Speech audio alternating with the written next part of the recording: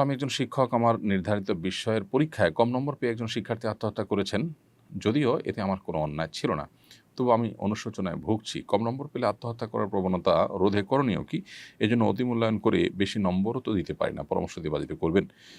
সম্মানিত শিক্ষক, আপনার এই অনুশোচনাটা, এটা আপনার দায়িত্ববোধের জায়গা থেকে, এটা আপনার মানবিক যে দিক আছে আপনার মধ্যে, সেই জায়গা থেকে হয়তো আপনি অনুশোচনায় ভুগছেন। আপনি নিজেও হয়তো বুঝতে পেরেছেন যে এখানে আসলে আপনার কোনো দায় নেই। আল্লাহর কাছে আপনি দায়ী হবেন না ইনশাআল্লাহ। কোনো শিক্ষার্থী পরীক্ষা খারাপ করলে আপনি তার খাতায় সে যা পেয়েছে সেই অনুযায়ী আপনি মার্ক দিবেন। এটি আপনার কর্তব্য। সেটা না করলে বরং অতিমূল্যায়ন করে যদি বেশি নম্বর দেন, সেক্ষেত্রে এটি হবে খেয়ানত, এটা হবে অন্য শিক্ষার্থীর প্রতি অবিচার এবং জুলুম। এজন্য অতিমূল্যায়ন করা যাবে না। আপনি আপনার দায়িত্ব সঠিকভাবে পালন করবেন। কোনো শিক্ষার্থী যদি বিপদগামিতার পথে পা বাড়ায়, তার দায় তার নিজের একান্ত। পরীক্ষায় খারাপ ফলাফল করার কারণে আত্মহত্যার দিকে চলে যাওয়া, পরীক্ষা দিতে না পারার কারণে পাগল পড়া হয়ে যাওয়ার ভিডিও আমরা দেখতে পাই বিভিন্ন সময়। এমনকি বাবা-মা অস্থির হয়ে কান্নাকাটি করে পাগল পড়া হয়ে যান। এই বিষয়গুলো পরিষ্কারভাবে আমাদেরকে ইঙ্গিত করে, আমাদেরকে বার্তা দেয়, জানান দেয় যে আমরা প্রচণ্ড রকমে ভোগবাদী, বস্তুবাদী হয়ে গেছি। একজন মুসলিম যিনি আখিরাতে বিশ্বাসী, যিনি আল্লাহতে বিশ্বাসী, যিনি কোরআন এবং সুন্নাহয় বিশ্বাসী, তার অবস্থান, তার ক্রিয়াকর্ম কোনো অবস্থাতে এরকম হতে পারে না। পৃথিবীর সব কিছু চলে গেলেও মানুষ হিসেবে কষ্ট তো আমরা পেতেই পারি, কিন্তু ভেঙে চুরে দুমড়ে মুষড়ে আত্মহত্যার পথে চলে যাওয়া, এটা আমাদের আখিরাতের প্রতি বিশ্বাসের সাথে সঙ্গতিপূর্ণ নয়। পরীক্ষায় ফেল করা মানে আমার সব শেষ হয়ে যাওয়া নয়।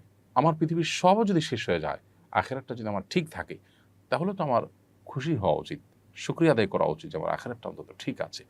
অতএব আমাদের মধ্যে ঈমানি চেতনা এটা দুর্বল হয়ে যাওয়ার কারণে, আখিরাতের প্রতি বিশ্বাসটা দুর্বল হওয়ার কারণে বৈষয়িক বিষয়টা আমাদের কাছে অনেক বড় হয়ে দেখা দেয়, এবং যার ফলশ্রুতিতে আমাদের এই অধঃপতন শুরু হয়েছে।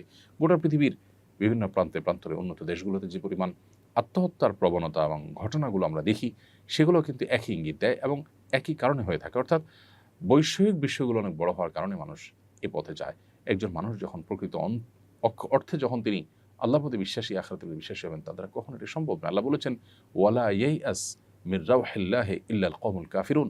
আল্লাহর রহমত থেকে অবিশ্বাসী সম্প্রদায় ছাড়া ঈমানদার নিরাশ হতে পারে না। নিরাশ হয়ে এই যে নৈরাশ্য থেকে আত্মহরণের পথে পা বাড়ানো, এটা কোনো ঈমানদারের সাথে যায় না। ঈমানদারের অভিভাবক আল্লাহ, তিনি সবকিছু দেখছেন।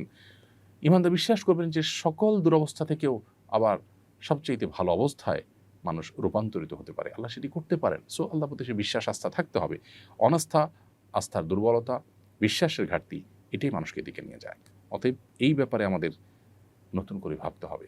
আমাদের শিক্ষা ব্যবস্থা, আমাদের পরিবার ব্যবস্থা, আমাদের প্রত্যেকটা জায়গায় ধর্মীয় বিধিবিধান, আমাদের মূল্যবোধ, আমাদের নীতিনৈতিকতার চর্চা, এটা বাড়াতে হবে। তা না হলে আমরা কোনো অবস্থাতেই এই দুরবস্থা থেকে উত্তরণের পথ খুঁজে পাবো না। আমরা হয়তো দালান কোঠা এবং ইস্পাত সভ্যতার অন্যতম শেখরে, উচ্চতর শেখরে আমরা হয়তো পৌঁছে যাব, কিন্তু আমাদের ভেতর থেকে আমরা শেষ হয়ে যাব। মানসিক শান্তি আমাদের সমাজে থাকবে না।